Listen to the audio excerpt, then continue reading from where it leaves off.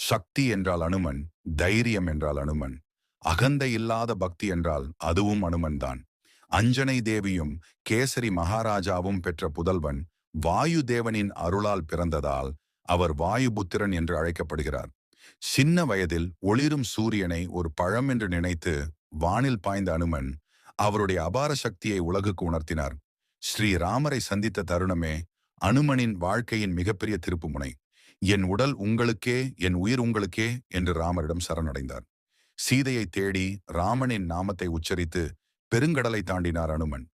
லங்கையில் நான் ராமனின் தூதன் என்று துணிச்சலுடன் கூறினார். வாளில் தீ வைத்த போதும் அந்த தீயையே ராமன் பணியாக மாற்றி முழு லங்கையையும் எரித்தார். இத்தனை சக்தி இருந்தும் அனுமன் ஒருபோதும் அகந்தை கொண்டதில்லை.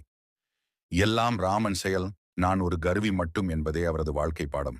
இந்த அனுமன் ஜெயந்தி அன்று அனுமனைப் போல தைரியமும் பக்தியும் நம் வாழ்க்கையிலும் பிறக்கட்டும்.